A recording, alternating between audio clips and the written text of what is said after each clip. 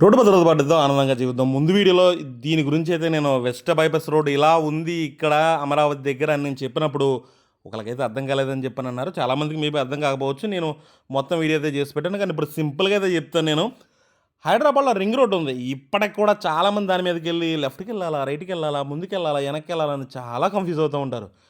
ఆ రకంగానే ఇక్కడ కూడా ఉంది. అందులో ఎటువంటి డౌట్ లేదు. కాకపోతే ఇక్కడ టోల్ కోసం ఉంది. అక్కడేమో సౌకర్యం కోసం ఉంది. ఇక్కడ మనం చూసుకుంటే ఇక్కడ సర్వీస్ రోడ్ వేస్తున్నారు కదా! ఈ సర్వీస్ రోడ్ గుంటూరు వైపు వెళ్ళడానికి అంటే సీడ్ యాక్సిస్ రోడ్ నుంచి విజయవాడ వెస్ట్ బైపాస్ రోడ్ మీదుగా గుంటూరు వెళ్ళాలనుకుంటే కనుక ఇక్కడ వెంకటపాలెంలో స్టార్ట్ అయ్యే ఈ సీడ్ యాక్సిస్ రోడ్డు మనకి అమరావతి క్యాపిటల్ వైపు అయితే వెళ్తుంది. ఇక్కడ మనకి లెఫ్ట్ సైడు గుంటూరు వెళ్ళడానికి, అదేవిధంగా గుంటూరు నుంచి వచ్చిన వెహికల్ సీడ్ యాక్సిస్ రోడ్లో దిగడానికి ఇక్కడైతే అనుసంధానం చేయడం అయితే జరిగింది. అదేవిధంగా రైట్ సైడ్ అంటే కృష్ణానది వైపు మాత్రం కృష్ణానది వంతెన మీద నుంచి వచ్చిన వెహికల్లు ఈ సీడ్ యాక్సిస్ రోడ్లో కలవడానికి కానీ, అదేవిధంగా ఈ సీడ్ యాక్సిస్ రోడ్ మీద ఉన్న వెహికల్లు కృష్ణానది మీదకి వెళ్ళడానికి కానీ, అంటే వంతెన మీదకి వెళ్ళడానికి కానీ ఎటువంటి రోడ్లు అయితే నిర్మించట్లేదు.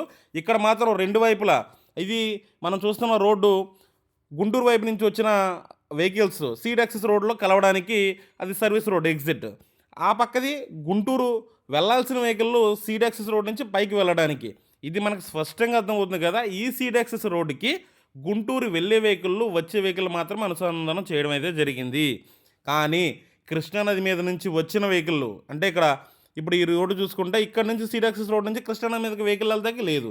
అదేవిధంగా కృష్ణానది మీద నుంచి వచ్చిన వెహికల్లు ఈ సీడ్ యాక్సిస్ రోడ్లో కలవడానికి లేదు. అవి ఎక్కడ కలుస్తాయి అని చెప్పని అనుకుంటే ఇక్కడ ఈ రోడ్డుకి కాకుండా కొంచెం ముందు టోల్ గేట్ అయితే ఏర్పాటు చేయడం జరిగింది. ఆ టోల్ కట్టిన తర్వాత ఒక జంక్షన్ వస్తుంది. ఆ జంక్షన్లో అయితే వెహికల్ దిగాలి. ఇదిగో ఈ కృష్ణా వంతెన ఉంది కదా, ఈ కృష్ణా వంతెన మీదకి ఎక్కాలి అనుకుంటే కనుక ఖచ్చితంగా టోల్ ఫీజు చెల్లించాలి. టోల్ ఫీజు చెల్లించాలని అందులో ఎటువంటి తప్పు లేదు. కానీ ఈ టోల్ ఫీజు చెల్లించడం కోసం మనం అదనంగా 4 నుంచి 6 కిలోమీటర్లు ప్రయాణం చేయవలసి ఉంటుంది. అంటే ఉదాహరణకి ఒక కారుకి కిలోమీటర్కి ₹6 ఖర్చు అవుతుంది అనుకుంటే కనుక 24 నుంచి ₹36 అదనంగా కేవలం ఈ బ్రిడ్జి మీద ప్రయాణం చేయడం కోసం టోల్ గేట్ కట్టడానికి మాత్రమే మనం అదనంగా ఖర్చు చేయాల్సిన పరిస్థితి ఉంటుంది. అంటే టోల్ ఫీజు కట్టాలి. ఆ టోల్ ఫీజు కట్టడం కోసం మనం ఈ సర్వీస్ రోడ్లలో నుంచి అటు తిరిగి ఇటు తిరిగి మనం టోల్ గేట్ దగ్గరికి వెళ్ళడానికి అదనంగా మనం 4 నుంచి 6 కిలోమీటర్ల వరకు ప్రయాణం అయితే చేయాలి.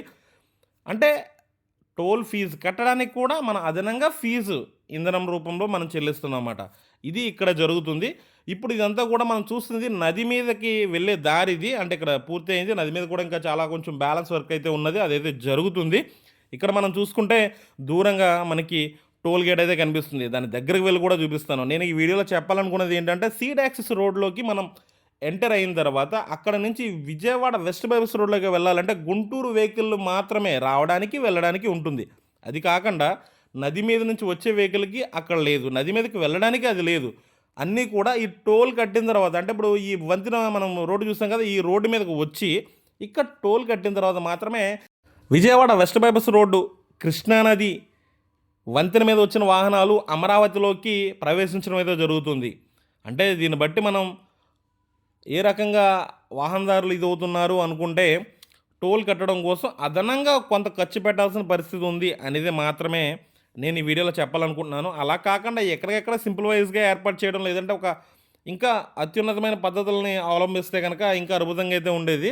గతంలో నేనైతే ఎక్కడికెక్కడ టోల్ కట్టించుకున్న సిస్టమ్ ఇదే నవయుగ కంపెనీ బెంగళూరు టోల్ ప్లాజా దగ్గర నేను చూశాను. బెంగళూరు ఎయిర్పోర్ట్ దగ్గర ఉన్న దేవనహల్లి యలహంక టోల్వేస్లో అయితే ఆ రకంగా అయితే ఉంది. బెంగళూరులో చాలా సింపుల్గా చాలా అద్భుతంగా వీళ్ళైతే వర్క్ అయితే చేశారు. కానీ అమరావతికి వచ్చేటప్పటికి ఈ రకంగా అయితే జరుగుతుంది. ఇంతకన్నా మంచిగా ఏమన్నా చేయడానికి అవకాశం ఉందా, లేదంటే ఏమన్నా మారుస్తారా, చేస్తారా, ఇంకా సర్వీస్ రోడ్లు ఏమైనా కొత్తవి వస్తాయా, ఏంటి ఇంకా సింప్లిఫైజ్ ఏమన్నా చేస్తారనేది మనం ముందైతే చూడాలి. ఎందుకంటే ఒక భారీ ప్రాజెక్టు పూర్తిగా నిర్మాణం జరుపుకోకుండా అంచనా వేయడం అనేది కష్టం. ఎందుకంటే అప్పటికప్పుడు వాళ్ళకి సింపుల్ వైజ్గా ఏదో ఒకటి చేస్తూ ఉంటారు. అటువంటి జరిగి ఇంకా సింపుల్ ఏమైనా అవుతుందేమో అనేది మనం ఆసక్తిగా ఎదురు చూద్దాం. దీనికి క్లారిటీ అయితే మీకు వచ్చిందని నేనైతే ఆశిస్తున్నాను. ఈ వీడియో నచ్చుంటే ఖచ్చితంగా లైక్ చేయండి. అదేవిధంగా నా ఛానల్ సబ్స్క్రైబ్ చేసి బెల్ ఐకాన్ ప్రెస్ చేయండి. మనమందరం రోడ్డు భద్రత పాటిద్దాం, ఆనందంగా జీవిద్దాం.